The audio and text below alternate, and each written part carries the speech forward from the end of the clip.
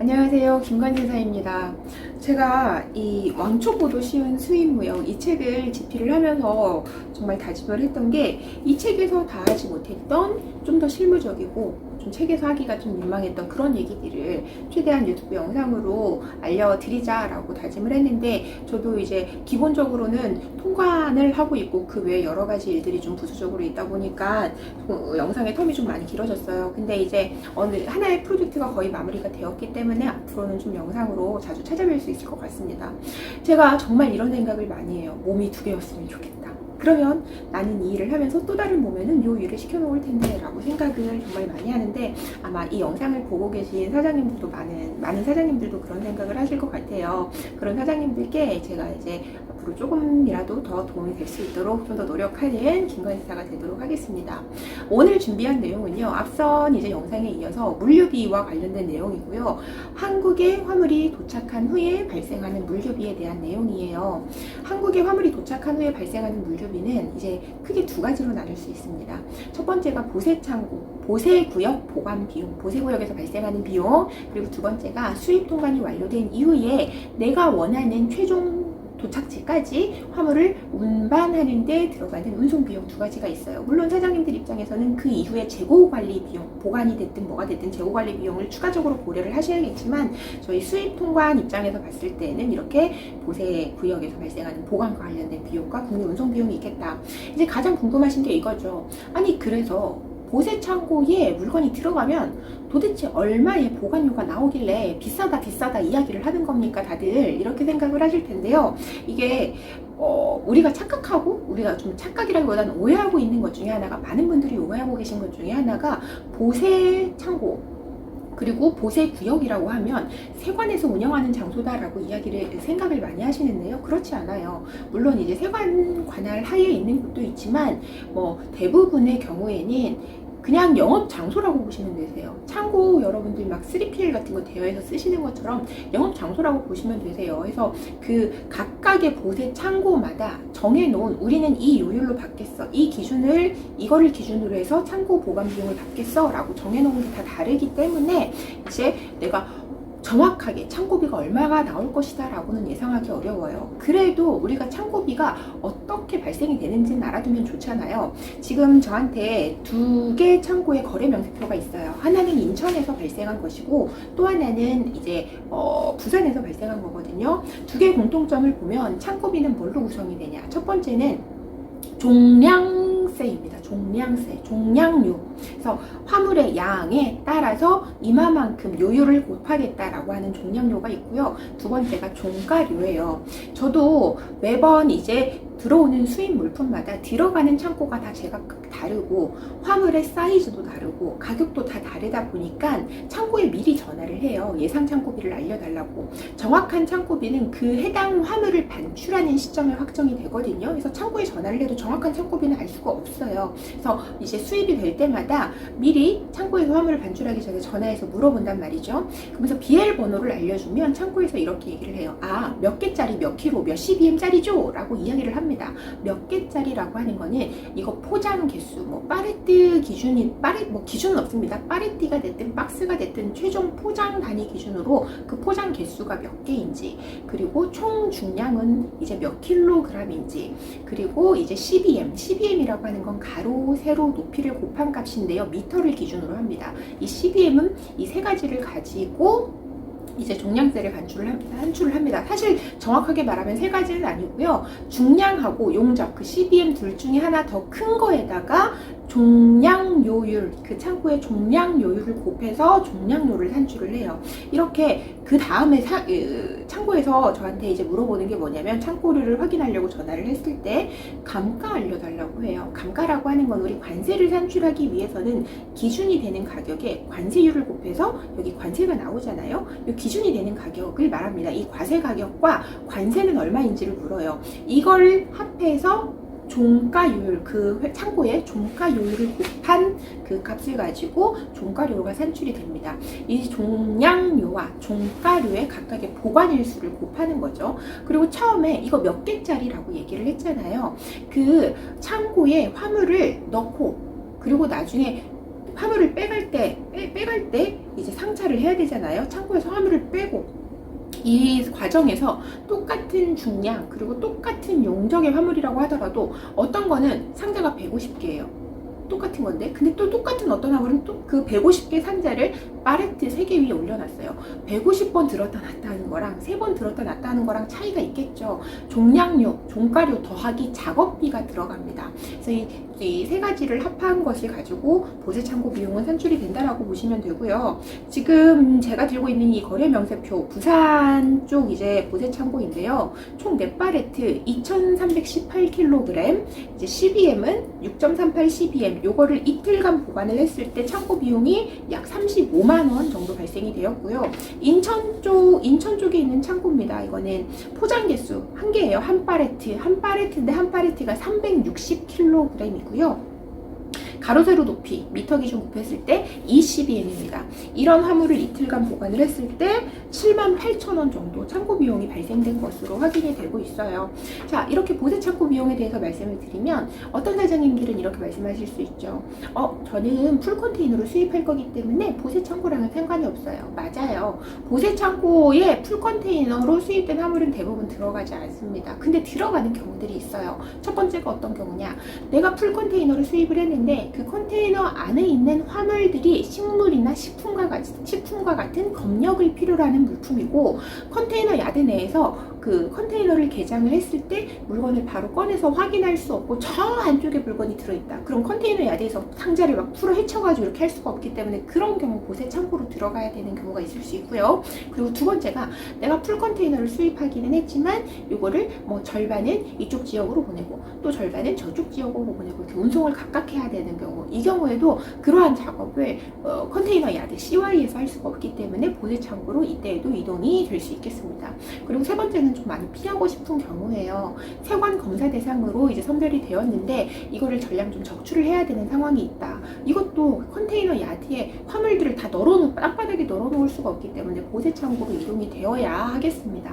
보세 창고 같은 경우에는 잠깐만 들어갔다 나와도 하루분의 보세 창고 비용이 발생이 돼요. 그래서 이제 보세 창고는 들어간 날, 나온 날 다 포함해가지고 보관 일수는 카운팅이 된다라고 하는 점도 참고적으로 알고 계시면 좋을 것 같아요. 그래서 내가 미리 보세 창고 비용 뚱하게라도 대략적으로라도 얼마 나오는지 꼭 한번 확인을 해보고 싶다 하시면 종량료, 종가료, 작업비가 있고 어떤 것들을 기준으로 이것이 산출이 되는지 방금 들으셨으니까 정보를 준비를 하셔서 예상 비용을 좀 요청을 하시면 그나마 좀 근접한 보세 창고 비용을 확인하실 수 있지 않을까라고 생각을 합니다.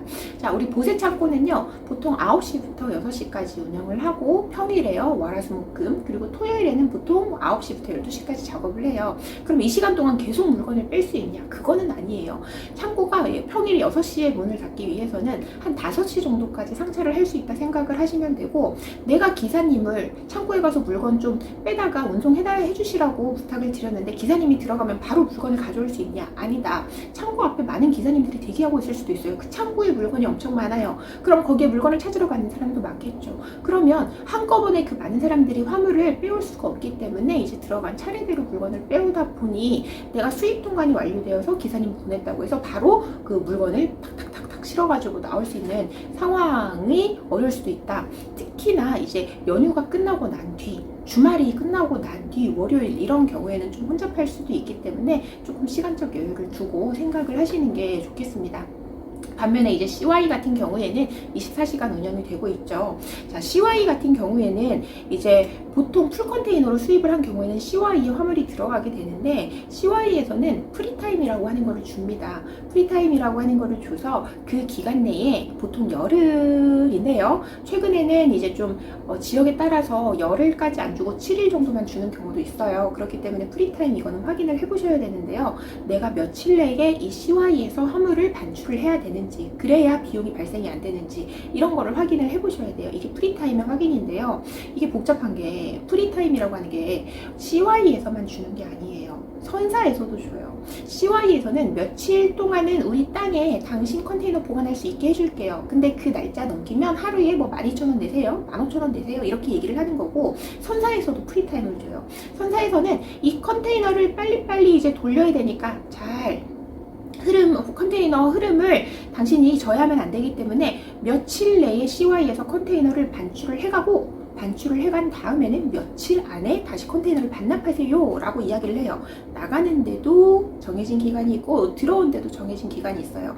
나가는 기간을 초과를 하면 디머리지라고 하는 게 발생이 되고, 그 컨테이너를 받고 내가 한참 동안 우리 회사에 놔뒀어요. 그리고 늦게 돌려줬어요. 정해진 기간을 넘어서. 그럼 디텐션이라고 하는 비용이 발생이 됩니다. 그래서 프리타임이라고 하는 건 풀 컨테이너에 있어서 비단 화물을 그냥 빨리 반출만 하면 되는 개념은 아니고 CY에서만 부과되는 비용은 아니었다. 내가 부득이하게 풀 컨테이너 수입을 했는데 CY에 좀 놔둬야 되는 상황이 발생할 수 있거든요. 그럼 이때에는 반드시 선사 프리타임과 CY 프리타임 두 가지 다 확인을 하셔야 된다라고 하는 점도 말씀을 드립니다. 자, 이렇게 그 보세구역의 보관과 관련된 이제 내용을 말씀을 드렸고요.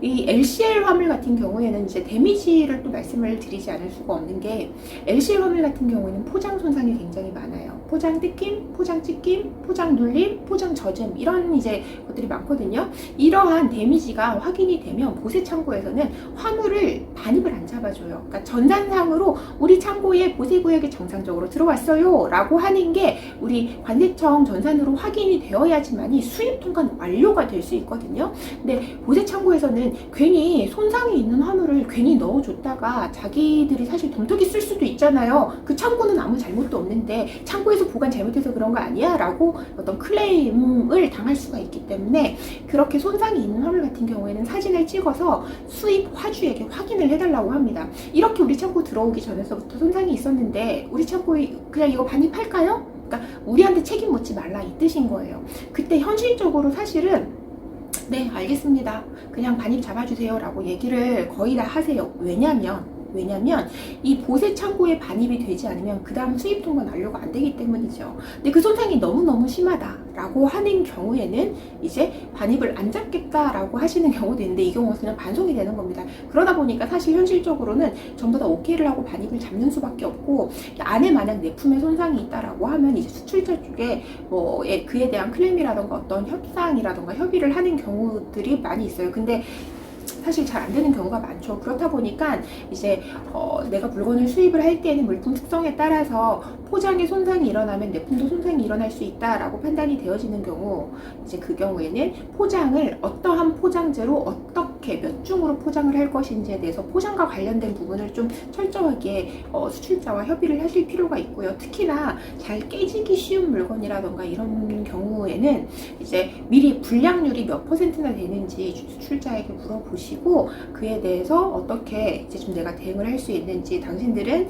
이제 데미지 건에 대해서, 화물 손상 건에 대해서 어떻게 처리를 하고 있는지 이 부분도 미리 꼼꼼히 확인을 해보시면 좋을 것 같아요. LCL 화물은 이렇게 데미지가 많다. 그렇기 때문에 미리 수출자 포장에 대한 협의가 필요하고, 그리고 내가 필요한 경우에는 적하보험에 가입을 할 필요가 있겠다라고 정리를 해볼 수 있겠고요. 풀 컨테이너 같은 경우에는 제 책에도 있어요. 컨테이너 차량이 우리 회사에 들어오면 그 외관, 그리고 화물을 적출할 때의 그 내부 사진이나 동영상 꼭 남겨놓으셔라. 이거 컨테이너를 반납을 했을 때에 간혹 이런 연락을 받으세요. 현나에서 컨테이너 손상이 있었으니까 이거 수리비 지불하세요. 이 경우에 내가 컨테이너 손상을 내가 만들지 않았다라고 하는 어떤 입증을 해야 되는데, 이거 입증하기 상당히 어렵거든요. 그렇기 때문에 제 책에서도 말씀드린 것처럼 컨테이너 내부와 외부 어떤 사진이나 동영상은 촬영을 해두시는 거를 약간 습관화 하시면 좋을 것 같습니다. 자, 이제 국내 운송이에요. 국내 운송 같은 경우에도 이제 제가 운송비 견적을 운송사에다가 여쭤볼 때 이거 포장 개수 몇 개고요, 그리고 총 몇 킬로고요, 가로 세로 높이 12에 이만큼이에요, 이거 운송비 어디까지 도착지는 주소가 이렇게 됩니다. 이거 운송비에 얼마 정도 나올까요? 라고 이렇게 물어보는데, 그러면 대충 그러면은 부가세 제외 10만 원이에요? 부가세 제외 12만 원이요? 이렇게 얘기를 많이 해주는데, 애매한 경우가 파레트나 이제 항공으로 들어오는 카톤 그 상자 같은 경우에 이런 것들을 많이 물어보세요. 그 사이즈가 어떻게 되나요? 왜냐면 이제 똑같은 세 개의 1500kg라고 해도 한쪽 면이 굉장히 길거나 그런 포장이 있을 수 있거든요. 그 경우에는 일반적인 차량에 실기가 어렵고 더 큰 차량을 이용해야 되는 경우도 있기 때문에, 내가 만약에 수입하는 화물이 좀 한쪽 면이 길거나 그렇다라고 하면 수출자에게 패킹 리스트에다가 이 포장의 사이즈, 가로 세로 높이 사이즈도 꼭 적어달라고 이야기를 하시면 미리 보다 조금 더 정확한 비용을 산출을 하는데 도움이 될 수가 있겠습니다. 그리고 이제 뭐 보통 관세사나 이런 쪽에서 포워딩도 마찬가지예요. 직접 국내 운송사를 운영하지 않는 경우가 되게 많아요. 관세사는 사실 거의 없고요. 그러다 보니까 이제 운송사에다가 이거 운송을 해주세요 라고 이야기를 하면 그 운송사들은 또 기사님들을 보내주는 거예요. 그럼 그 운송사가 기사님을 보내는데 공짜로 일을 하진 않겠죠. 그들도 이제 사업체이기 때문에. 그럼 단돈 1, 2만 원이라도 원래 기사님이 가져가는 운송 비용보다는 좀 더 높을 수밖에 없어요. 이게 당연한 겁니다. 우리도 다 돈 벌자고 일을 하는 건데. 근데 이거를 가지고 막 바가지 씌운다고 생각하시면 안 되고, 내가 그 1, 2만 원이라도 난 좀 최대한 아끼고 싶잖아요. 그러면 내가 직접 뭐 네이버 검색을 통한다던가 아는 사람한테 소개를 받아서 기사님을 직접 보내시는 것도 방법이 될 수가 있겠습니다. 자, 그리고 이제 풀 컨테이너 같은 경우에 내가 컨테이너를 우리 회사에서 받아보고 싶다라고 하시면 꼭 고려를 하셔야 되는 게 그 커다란 컨테이너 차량이 우리 회사까지 진입할 수 있는지를 보셔야 돼요. 실제로 컨테이너 차량이 들어가다가 길이 너무 좁아서 진입을 하지 못하고 돌아가는 우회도로도 없어서 다시 나오는 경우도 있거든요. 그럼 컨테이너 기사님은 일단은 움직이신 거예요. 자기 시간과 기름과 노력을 다 쓰신 거란 말이죠. 회차비가 나옵니다. 난 물건도 못 받고. 그렇기 때문에 풀 컨테이너로 수입을 하시는 경우에는 컨테이너 차량이 진입이 가능한지 이런 것도 꼭 이제 사전에 확인을 해보실 필요가 있습니다. 이렇게 오늘은 국내에서 발생할 수 있는, 국내에서 발생이 되는 물류 비용에 대해서 보세 구역에 보관하는 비용과 국내 운송과 관련된 이슈들 좀 미리 고려하셨으면 좋을 만한 사항에 대해서 좀 설명을 드렸는데요. 아마 개인적으로 수입을 이미 하고 계신 사장님들은 이 외에도 우리는 이런 경우가 있었는데 이런 경우는 어떻게 되나요? 라고 이제 아마 궁금하신 점들이 좀 있으실 수 있어요. 이런 내용들은 저희 네이버 카페 통해서 질문을 주시면 제가 성심성의껏 최대한 답변을 드릴 수 있도록 그렇게 하겠습니다.